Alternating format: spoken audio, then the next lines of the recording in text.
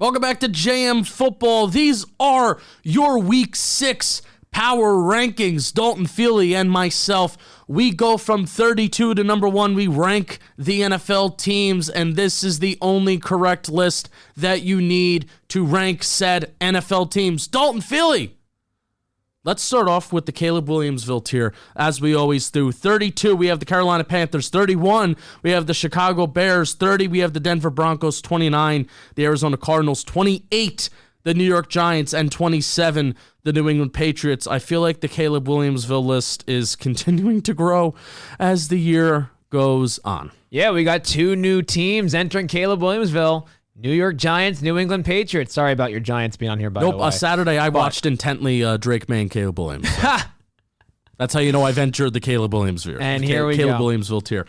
Now, the one team I do want to talk about in this tier, I guess we'll touch on 2.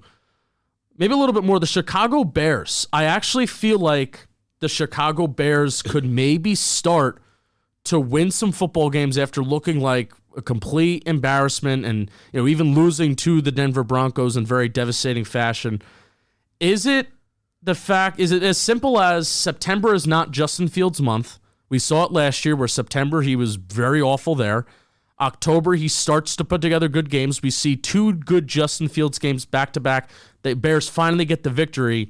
Is that simple? Whereas September and on, Justin Fields is maybe just like a little bit of a better quarterback. Yeah, and I mean, it's reasonable. Some guys go on heaters, if you will. Like Tua did it last year, too. I know he got hurt, but he started off very hot in September. Patrick Mahomes is also known, obviously, at a way different level of quarterback. Mahomes has always been a very good September quarterback. That's where he's played his best football, usually outside. Now, we're saying Fields is playing bad in September. Yeah, it's the complete opposite. Yeah. You're saying that it's the opposite. Like players have different streaks where sometimes they start hot versus sometimes they start cold. Fields did it last year, as you said. One of the funny things I noticed, I'm looking at stats, and mind you, this is not going to be super important, but Justin Fields, Josh Allen, and Tua, they each have 11 touchdowns thrown, and they each have 5 interceptions. Now, you can't judge a quarterback based on their touchdowns thrown and interceptions thrown, but the ratio to have the exact same between those 3 quarterbacks, because we view 2 of those quarterbacks completely different compared to Justin Fields, and rightfully so, but I really do believe this Bears team is starting to get a little bit better. They won their first game since October of 2022. They're on a 14-game losing streak. I think they're better than the Broncos as of right now, but right now we can't put them above them because they lost to Denver 2 weeks ago. And you blew a 28-3 lead. Yeah, it's tough.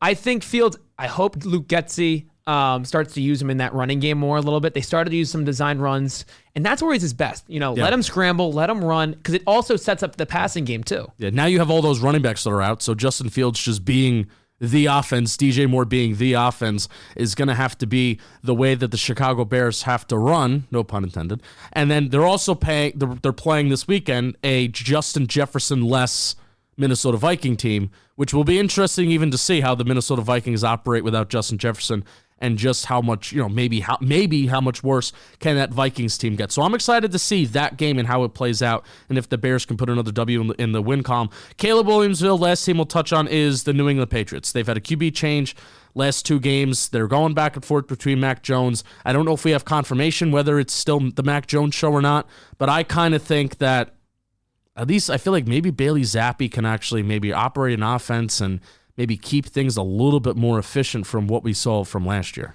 I mean, the Patriots look like a complete mess. I mean, welcome to Caleb Williams-ville, and I don't mean that offense in football. I don't mean that in a good way. We've been talking about the New England Patriots offense. They're very sluggish, and once again, we're seeing it. They put up a fat goose egg versus the New Orleans Saints at home. Belichick's been trying to get his 300th career win in back-to-back weeks. This has been the worst stretch of Bill Belichick's head coaching career. Yeah. They've been outscored 72-3 in the last 2 games. They've started 1-4 for the first time since 2000. If that year doesn't ring a bell, that's the first year Bill Belichick worked as the head coach of the New England Patriots. This has been an abysmal showing from New England, not just primarily their offense, but their whole team. They've allowed 30 points the last 2 games. They've been getting crushed. These games have never been close.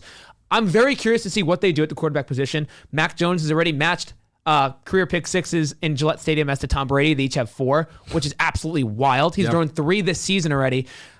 I think you got to go with Bailey Zappi at this point. We've seen with Mac Jones. I don't think this is all Mac Jones' fault. No. I mean, the weapons around him, the offensive line is probably... Personnel's terrible. Yeah. The running game, Stevenson snaps have gone down. They haven't been effective in that running game. I'm curious to see if Zeke continues to get an increase in touches, but it's just been a shit show in New England. Yeah, 100%. Let's move to thank you next. We have the Commanders coming in at 26, the Vikings at 25, Raiders at 24. Coming off a big Monday Night Football victory, big for them. 23, the Tennessee Titans, and the 22, at 22, we have the New York Jets. What team do you want to touch on, Dalton? Going back to Thursday night, the Commanders, this defense sucks. Like this, we talk about bad offenses with the New England Patriots. The Commanders' defense might be the worst in football right now. I don't know what they're, like, what's the coverage plan with how they're lining up their corners and like just letting guys just easily just go behind you, and the Bears offense was not good. Well, the problem is that like their in terms of like players within their defense, they have a solid group of players. Yeah, like Chase Young is supposed to be a very good edge. Obviously, number two overall pick.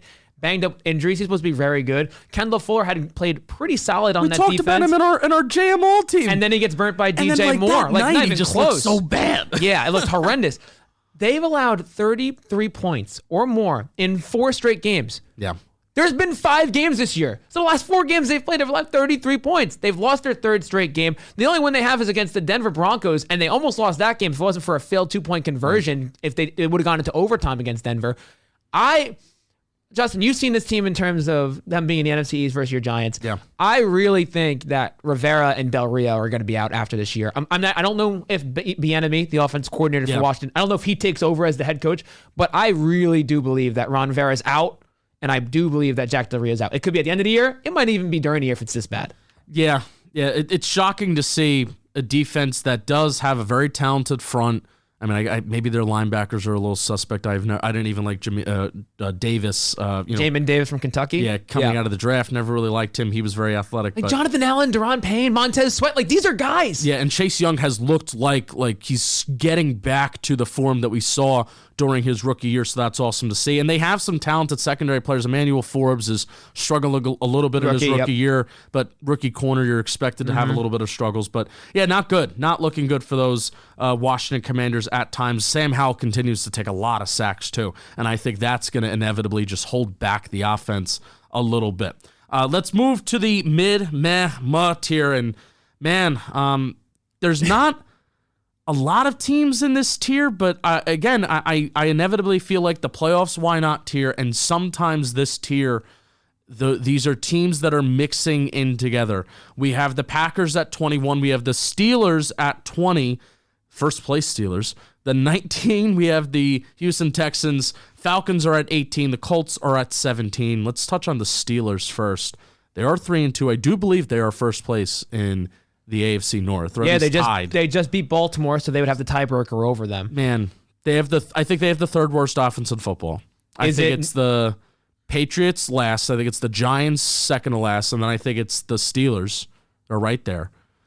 And I don't even feel like the Steelers defense is like blowing us away and being like, well, they're carrying the team, and I feel like they're okay. I feel like they're good. They obviously have talented players, but Mike Tomlin just finds a way to get these mid-man mud teams, they're in this tier for a reason, these mid-man mud teams to a point where they're somewhat competitive, and you're in the month of October and you're not feeling good about the way the Steelers are playing, but they're first place in the AFC North. Well, when you have a guy like TJ Watt on that defense, who is going to be a Defensive Player of the Year candidate, probably top 3, if not number 2 or number 1, he's been outstanding. You have a couple like not as known players around the league, like Alex Highsmith, who's been very good this year so far. Larry Ogunjobi's been a pretty good run stopper in his career. Marcus Golden. How about that? Former Giant, right? I know Cardinals too. Good friend of mine. There you go. Shout out Marcus Golden. Yeah, the Steelers offense, Matt Canada, like if we're talking about coaches that could go, it's been a very ugly year for that Steelers offense. As long as they win games, I feel like the Steelers are very similar to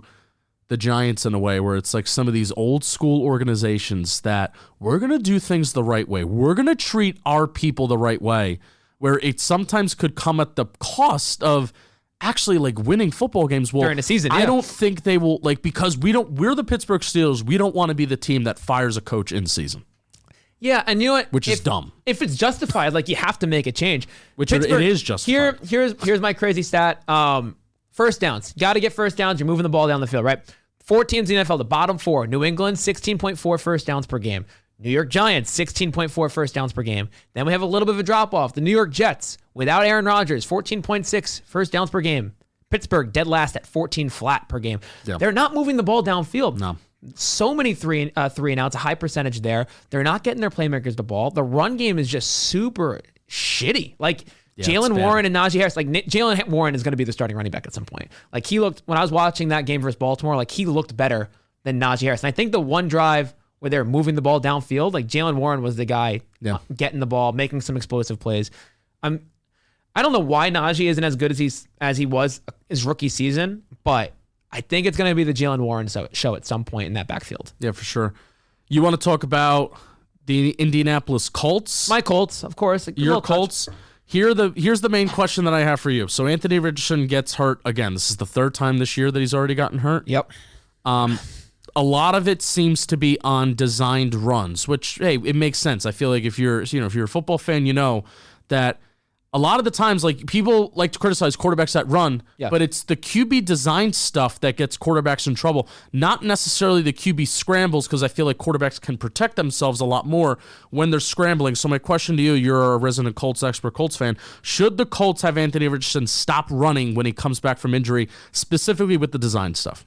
I would say no. And I think that's a fair question based on injury perspective, right? Because we don't want this young guy to get hurt, even though he's a freak athlete. Three times already. We're in five games. Yeah. And so he's already missed a game. Knee, concussion, and now shoulder. He's going to be out weeks, probably, I would estimate at least 6 weeks. I'm thinking shoulders, knees, and toes. Yeah, exactly. And it's been very tough because you want to see this guy get reps. He didn't play much in Florida. He had 13 games started. He hasn't made it through, I think maybe one game he's made it through whole way.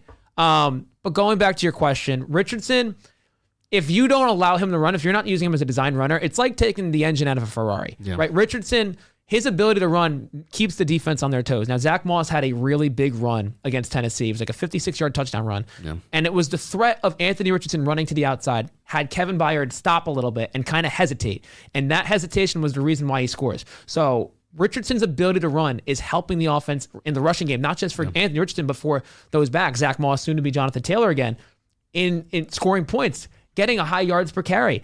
I think the difference between rushing in terms of scrambling versus design runs is where when you're scrambling, usually the defenses drop back a little bit and there's more open space, whereas a design runner, boxes are going to crash, they're coming up, and there's not as much room to slide or to get out of bounds. You're probably going to take a hit more likely. I hope he's first off healthy soon, but second, I hope they continue to use him as a runner and just be smarter sliding, getting healthy. Yeah, I'm with you, man. I feel like quarterbacks, if you got the weapon and if it's part of your arsenal, you got to try and use it, and it's just got to be staying healthy, taking care of your body, and not taking those hits, because I don't want to take away a weapon that a huge part of Anthony Richardson's game is his legs, and certainly you don't want to take that away. You certainly don't want to be forced to take that away. So let's move to the playoffs. Why not tier? The Saints are at 16. Big win. The Bucks, they had a bye this past week. They're at 15. The Browns also had a bye. They're at 14. The Rams at 13. And the Bengals at 12. A lot of people being like, hey, they only played the Cardinals. They only played the Cardinals. I get it. The Bengals can't be that high. The Bengals can't be that high. And while, like, it's true, and I agree with it in a way, because I'm a guy that, hey, I like the advanced stuff, and the advanced stuff hates the Bengals right now. Like, they have their offense, like, it's like the Bengals, Steelers, Browns, Giants, Patriots, like, those offenses are all kind of close together. Now, the Bengals did score 34 points. Love when a team scores 30 points. It's like it's a benchmark that, bad teams that they love to reach.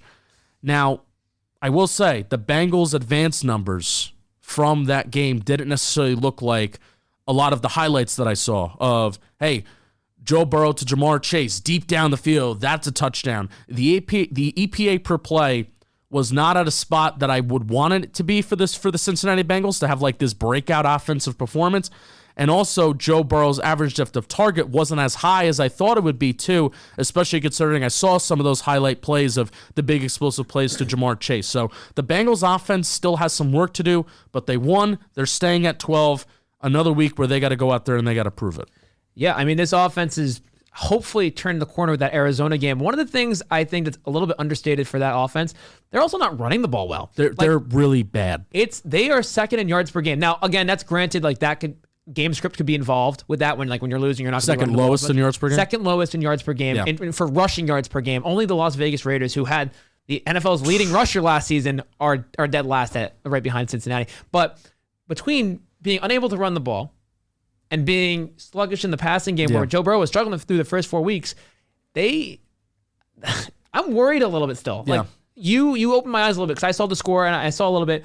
Chase had 3 touchdowns, 15 catches, which set a franchise record for 15 catches most in a game for the Bengals. Yeah, 15. How You would about think that Hushmanzada or AJ Green, Ocho Cinco, you thought that Ocho maybe Cinco, they would catch like 16, 17 balls in a game. All right, good for Jamar Chase. Yeah, but I think the Bengals have hopefully turned the corner a little bit. We'll see how they go next week. I think they play Seattle, so that's going to be a very good match. Hopefully, it's a good game. Yeah.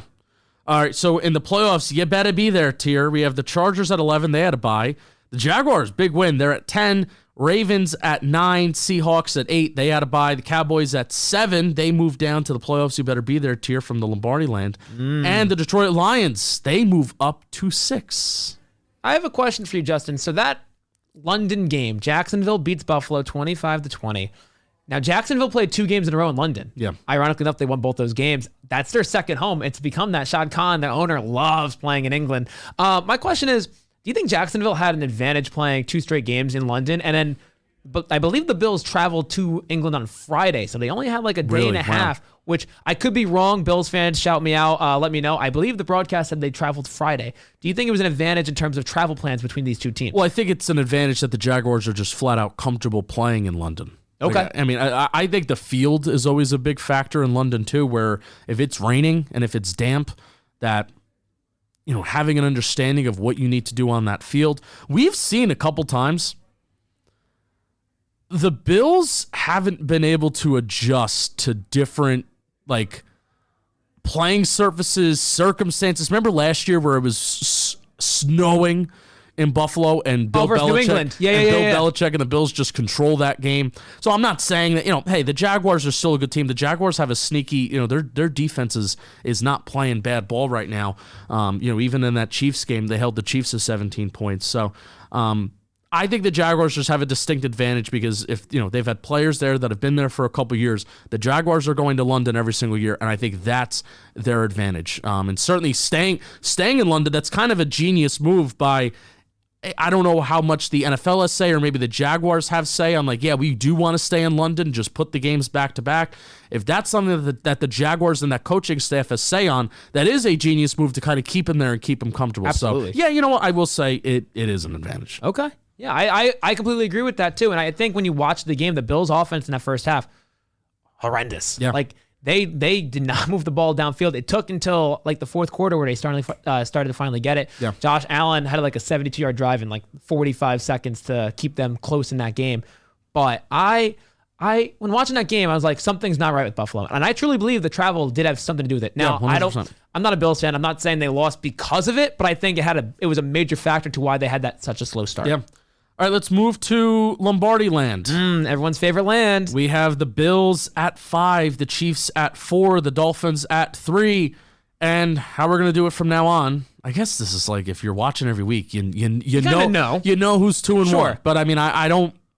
The 2 teams that are, if you're undefeated, you deserve to be 2 and 1. You deserve to be 1. So the Eagles are at 2. The 49ers are at 1. Yeah, and rightfully so. Bills drop because of that loss to Jacksonville. Dolphins and Chiefs both win. They move up against the Bills. Eagles and Niners, 2 undefeated teams, kind of look different to start the year. Yeah. If you were picking that Super Bowl winner, right, and I gave you these 2 options, which team you'd rather be, which team do you think has a better shot to do it? 49ers or Eagles? Who would you take as of right now, this moment? 49ers. Yeah? I still feel like the Eagles could be more talented. There are some questions with the 49ers interior O-line. One of their guards or centers just went down on Sunday Night Football, and John Feliciano had to come in, who's a backup lineman for them. He played Giant, well. Right? Yes, former Giant. So I still feel like there could be some question. Dude, it's so tough, man. It's so tough. Yeah. I feel like there could be some questions with the 49ers line, but this is no shot at Nick Sirianni. I just think what Kyle Shanahan is cooking right now and what Brock Purdy is able to do within that offense which is just seeing everything well, executing so perfectly, utilizing what he's got, reading what's there in front of him, taking what a defense gives you. I mean, what Kyle Shanahan, Brock Purdy, and that offense are cooking up right now, it's not touched by any other team, maybe besides the Miami Dolphins, who would just do it in a very different way. But you know what? It's kind of funny that they come from the same mindset and they come from the same tree. I had a thought this morning, and maybe we can kind of I'll shoot it back to you and we'll kind of wrap it up. I had a thought this morning. Society needs a 49ers-Dolphins Super Bowl. Be very aesthetically pleasing between the two jerseys, the white Dolphins uniform, the red and gold San Fran. No, but I want like San Fran mind versus San Fran mind. A coaching tree, Kyle Shanahan versus Mike McDaniel. Mike McDaniel, excuse me. Yes. Like I think society needs that. Like just to see the best brains in football right now just going at it. I'd be in. I would love to see the Dolphins defense get a little bit better. Have Jalen Ramsey come back. Jalen Phillips be 100% healthy for that pass rush. Maybe they make another trade at the deadline. Get some linebacker, Get another corner so you're not having to run Eli Apple out there. That'd be a fun Super Bowl to watch though, between those two offenses because it's explosive versus explosive. Now I can either see it being 49ers just kicking the shit out of the Dolphins, or I could see it being a close game between the two. Okay, you can't see Miami can't. I can't see the Dolphins running away with it. Wow. Okay. Can't see that. I could see it anyway. I mean, right now, I don't even know if the Dolphins are going to be the AFC representative, but I mean, through 5 games, I think you have to say that. Right. I mean, it's the Chiefs, the Dolphins, and Bills in no order. I would give the Dolphins a lead. Plus, they're the highest in our power ranking for a reason. Mm-hmm. Going back to the Eagles-Niners, I avoided your question. Yeah, and I love that. I mean, as an NFC East guy, you don't want to say anything good about the Eagles. I would take the Niners, but there is one shout I want to give to the Eagles. They're 5-0 again. They did this last year too. It's the first time in their franchise history where they've started 5-0 back-to-back years. Yeah. They've won 22 of their last 23 regular season games. The Niners, Brock Purdy hasn't lost a regular season game in his career either. So we've seen two teams have like historic stretches in the regular season so far, and this seems like a collision course waiting to happen in the NFC Championship game. Now maybe Detroit goes on a run, and that's the wild card team. That's like the team. Maybe if Seattle somehow turns into this really, really good team, maybe. But right now it's a collision course between these two teams. Yeah. I would take the Niners because I think they have more depth and their defense has played better than Philly. Mm-hmm. They're first in points per game. Philly is, I believe, in like the teens right now. Could be wrong, but the offense is close to me. I think I would take the Niners roster. I would take really. Yeah, I think I would. Outside of the offensive line. Like if we went position for position, I'm taking the Niners defense, like as a group, as a whole group. Yeah. Taking the Niners running game. Yeah. Quarterback is really close. I would still take Hurts, but Purdy's been that good where I have to think about that now. And then the pass catchers, that's really close. I think if we're healthy, A.J. Brown's the best, but I'm taking the Niners group of Kittle, Ayuk, Debo. Jawan Jennings, too. Great George third. Kittle. Kittle looking good and being fully healthy. Knock on wood, let's stay there. Sure. George Kittle, I feel like this is some of the best stretch of George Kittle that we've seen in his entire career. I mean, that game, 3 touchdowns versus Dallas on Sunday Night Football. That's huge. Yeah. First time he scored this year. And Dallas Goedert has his first big game. I think 8 for like 117 and a touchdown. So both those tight ends had their first big games of 2023. I really want to see, we're talking about the Super Bowl Niners, Dolphins potentially. I want to see an Eagles-Niners rematch in a championship game. That would be awesome. Where everybody's healthy. Where everybody's close to healthy, quarterbacks are good. That'd be such a fun watch. But that's not going to happen. Like it's not going to be It'll perfect. Never happen. Where everybody's going to be healthy. There's going to be some player that's going to be hurt because that's just how the NFL works. It's a long season. And I will say this, we'll end off with this with the Philadelphia Eagles. 49ers are playing their best ball right now. Like, I don't know how the 49ers can get better. Mm-hmm. But the Eagles are 5-0, and they're not playing their best ball. Right. And I think that's what makes a team like the Eagles so dangerous. Dalton Feely, these are your power rankings heading into week 6 of the NFL season. We will see you next week. Like, comment, subscribe. Let us know if you're enjoying these videos. Let us know what you would do differently, how you would rank these teams. Peace. We'll see you next week. Go football.